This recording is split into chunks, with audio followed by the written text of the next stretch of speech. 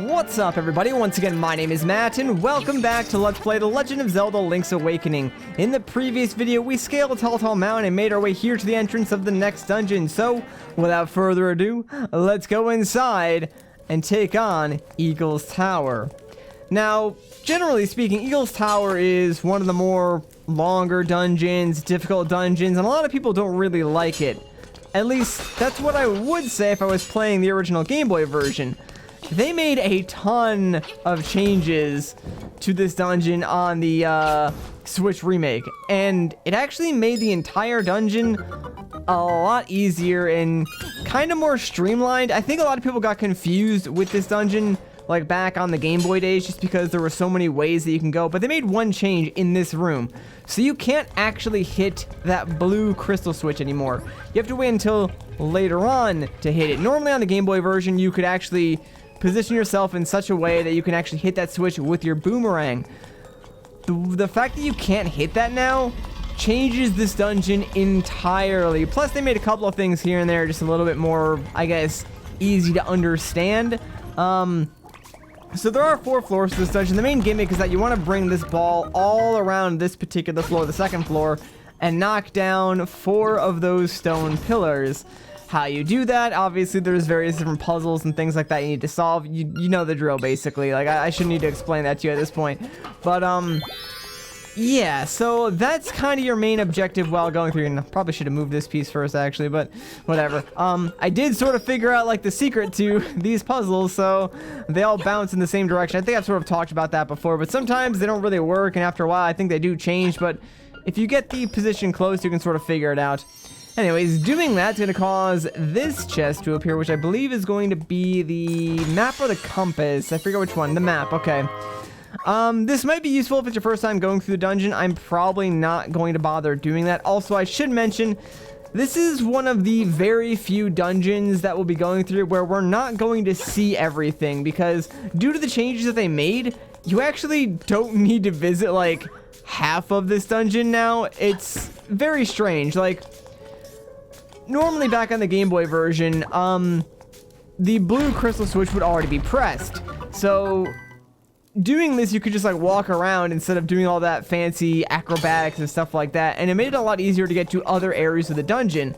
A sort of byproduct of that was that you had to go and find other crystal switches to, you know, revert the change. That caused you to explore the dungeon a little bit more and see more of the rooms, because there are other crystal switches that are just in other rooms that are sort of out of the way. So it doesn't really make sense for us to use them just because they're off the beaten path now.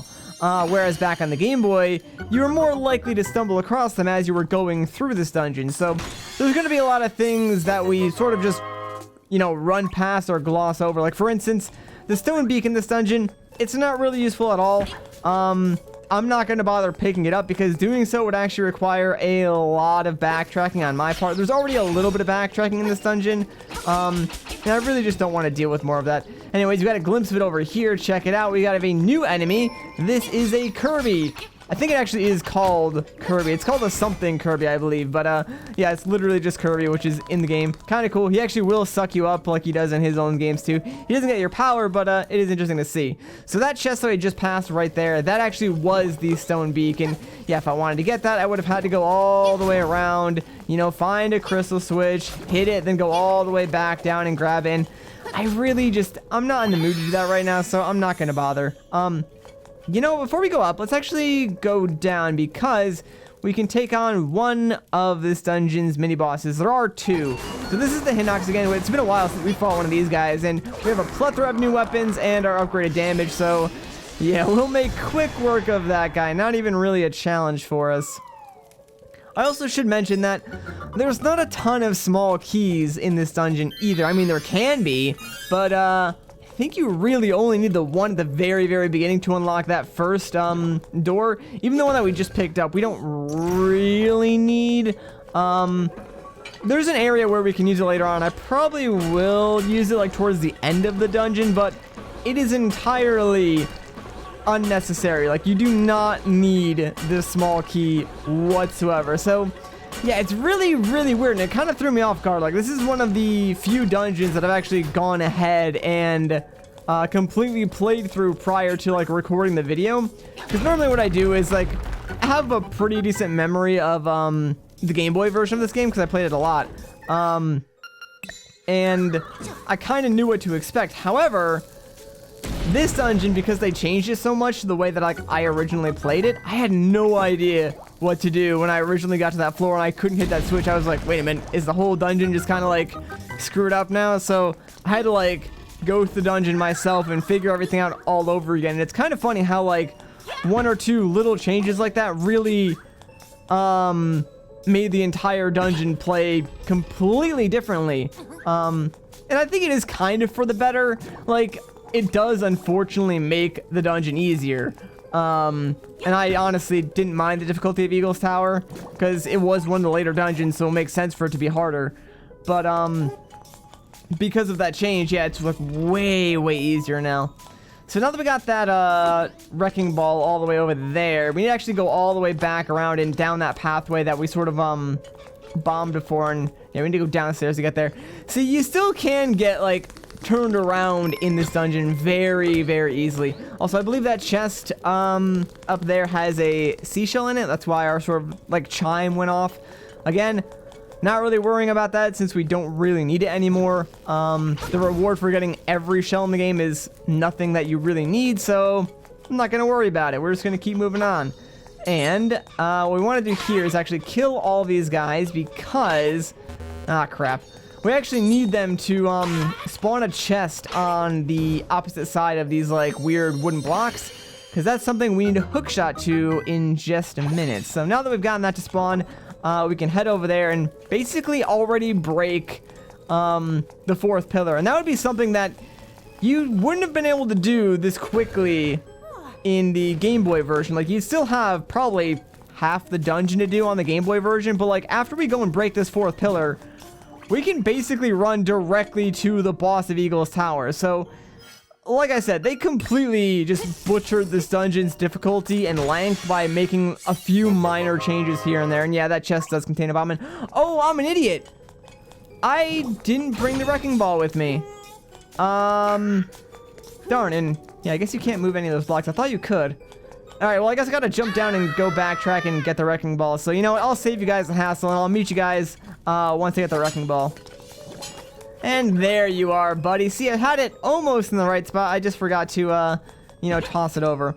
It is actually a good thing, though, that I went that way and opened up that chest first, because I believe if you don't open that chest, at least this is how it was on the Game Boy version, if you don't open that chest, it actually can despawn, and you'll have to go back and fight those enemies again. So opening it up and getting the bombs might not have been the worst thing in the world. It might have like saved us, you know, a little bit of time and not having to re-kill those enemies. Of course, if I had just gotten the wrecking ball in the first place, I wouldn't have wasted any time, but you know, it was my time, not yours. You guys probably only took me a second to get that wrecking ball for you, whereas took like, I don't know, a minute and a half for me. Anyways, now that we've knocked down that fourth and final pillar, you'll see like the top of the tower just sort of collapsed on top of us. No, we're not dead. We're perfectly fine. Don't worry. But that's basically where the boss fight is. And yeah, to get to the boss, sadly, you do have to sort of jump down. However, that's good for us because that means we should have the crystal switch pressed down to the point where the blue blocks are down. Yes, they are, which means we can go and get that chest that we saw at the very beginning of this dungeon. And guess what it contains? That's right, baby, the mirror shield, or the item from this dungeon. Now that we got that, we've gotten all the main items, we're basically ready to go. And yeah, by the way, here is where you can use the extra key if you really want to.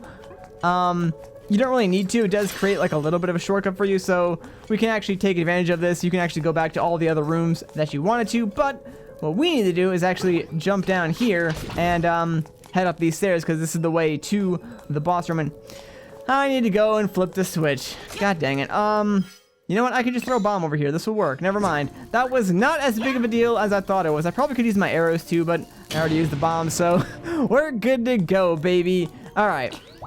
I promise you, we're actually almost done with this dungeon. All we have to do is fight the second mini boss now, which is another joke. It's very easy. Hey, Runt. You think you can take me? Alright, boys, get this punk out of my face. So, for this mini boss, all you want to do is, stand in a corner and slash your sword. Yeah, I'm not even joking, that's really all there is to it. Try and, like, position yourself in the middle of all the bats, and that's it. You lousy so-and-so, those creeps were some of my best friends. You'll pay, I'll never forget you. Bye-bye, see you later.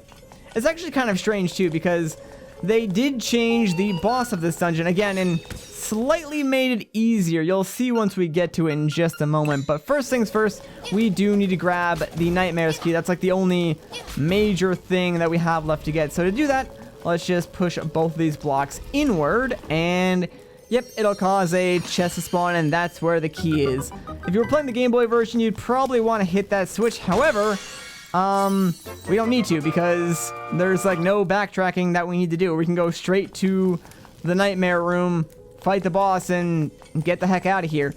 Like I said, it's really, really weird how this dungeon plays now that, you know, you get the mirror shield last and you don't need to explore the rest of the dungeon. It's very, very strange. And you could almost play this dungeon out the same way on the Game Boy version, but like, not quite. You'd have a slightly different route, but that slightly different route actually is a lot slower, so this saves a ton of time. Anyways, here's the boss. Bah, I'm not gonna hold back. I'm gonna make you wish you were never born. This is also slightly neat too, because this guy was not in the boss for this dungeon originally. So this is Evil Eagle. He was actually just the boss of this dungeon on the Game Boy version. For whatever reason, he flies on his back. So if you've played the Game Boy version, you might be thinking, oh, well, I can just use the hookshot to attack this guy. And doesn't really work here. I've tried it a couple of different times to like hit him in different places, but it doesn't really do any damage. Also, the boss doesn't reset if you fall down, so that's a really, really nice feature. But yeah, you can literally just go up and attack him with your sword now, which makes it a little bit easier. You can't hit him with your beak with the hookshot, sadly, so you can't deal damage that way. But yeah, it's a pretty easy fight. So when he does this attack where he's like shooting his feathers at you, you can use the mirror shield and just walk towards him, and that sort of blocks it. But even then, you don't need to do that, since like falling down doesn't reset the fight.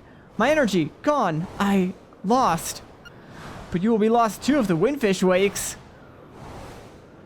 Same as me. You are in his dream.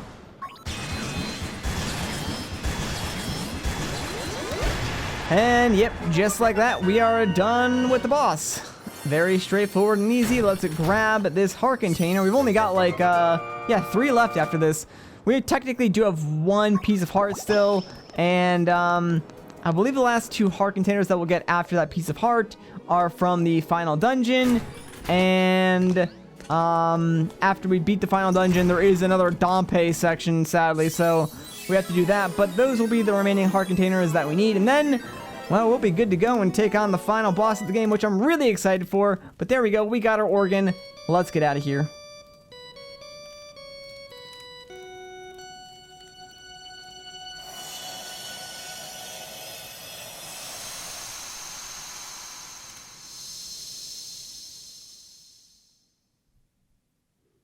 Ocarina.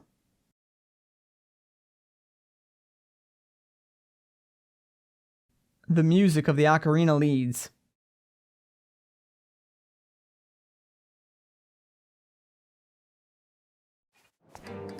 Alright, and just like that, we're done. Man, it feels like 2 seconds ago we had just gone inside, but I guess that's where I'm going to end off this video. So if you guys enjoyed this part, a like rating would be greatly appreciated. If you want to see more, consider subscribing. But once again, guys, my name is Matt. Thank you so much for watching, and I'll catch you in the next one.